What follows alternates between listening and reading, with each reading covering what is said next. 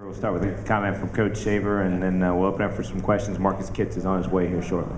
We just didn't play well. I mean, I thought we played a solid first 20 minutes, and last 20 minutes really got away from us. I really think their veteran leadership, their maturity showed a lot in that last 20 minutes, and maybe our youth showed a little bit at the same time. But you get to this point to win CAA tournament games, you got to play well, and we really didn't play at the level we feel like we're capable of.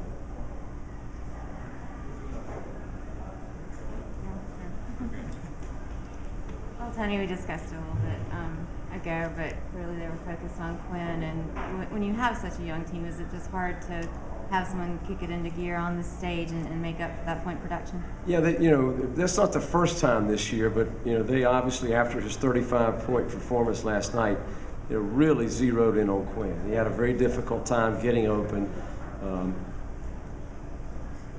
Even in their zone, they had somebody shadowing him the whole time, and we didn't have other people step up. And as I said, it's really hard to find somebody in green that really played well tonight. I think played at the level they're capable of. I thought the turnovers the second half, I think we only had 3 or 4 turnovers at halftime and finished with 15, so we had 11, 12, something like that the second half.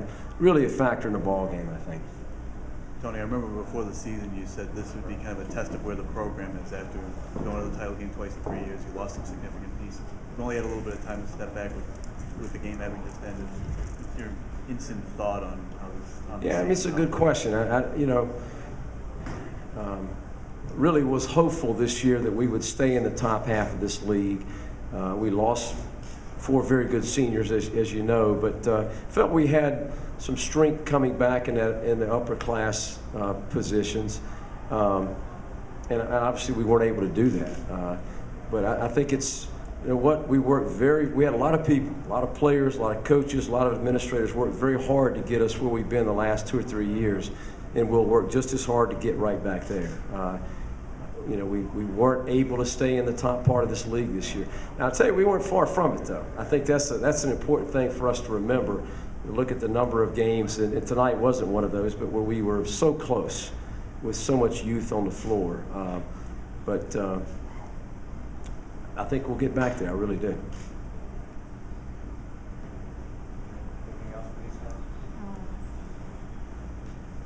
Marcus, just your thoughts on, I know this isn't how you want to go out in your last game, but just your career. And tonight, in the first half, you showed a lot of aggression in the lane. Just what was the going like for you tonight, and just some thoughts on your career, if you could? Yeah, it's certainly not the way I wanted to end, but really enjoyed my time here. I thought in the first half we really stuck with them. 2 free throws to go into the half. I thought that would give us some confidence coming out, but it's a really good team. Hofstra's got the best player in the league, so kudos to them. That's really it. I've really enjoyed my career here. I'm really grateful for all the coaches and players I've played with. So. Tony, a guy that's played in 2 of the last 4 CA championship games, and quite a few CA tournament wins under his belt, and he's done everything the right way. I mean, absolutely everything the right. And I think a forgotten fact for us, and for Marcus in particular, is that, and I don't say this as an excuse, but this is a young guy that the first week of practice was a dominant player for us, and had a bout with mono that cost him 4 or 5 weeks. I've forgotten exactly, and he really didn't, I don't think, physically recovered from that. Maybe mentally more than physically, but he's been a wonderful kid, and a wonderful part of our program, and he'll stay a part of our program. Yes, sir. Tony, you did a pretty good job of keeping Jenkins quiet for 22 minutes, and then he kind of went off on you, which kind of led to the game getting out.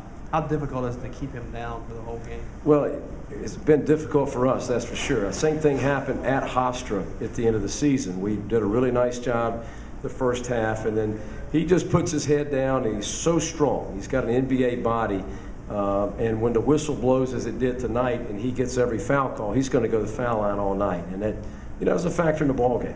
Where they shot 19 second half free throws, and I think we shot 5, but 3 of those were in the last 60 seconds of the half too. So you got to win the free throw battle, and we didn't in that second half tonight. Tony, you struggled at times this year being a second half team coming out of the break. Now that you've kind of gone through the entire year, Can you pinpoint the reason for that?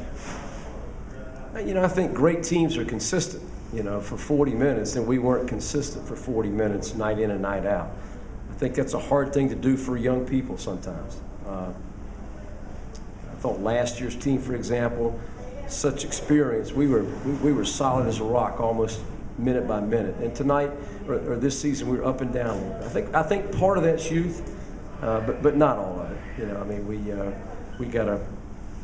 we'll look at those areas, and I mean, that's a great basketball team. They have 21, 22 wins right now, and the best player in the league, so they're tough to stop. I mean, we weren't as good defensively this year as we want to be. I mean, I think that's been a real staple of our program, and it's an area that we struggled in at times this year.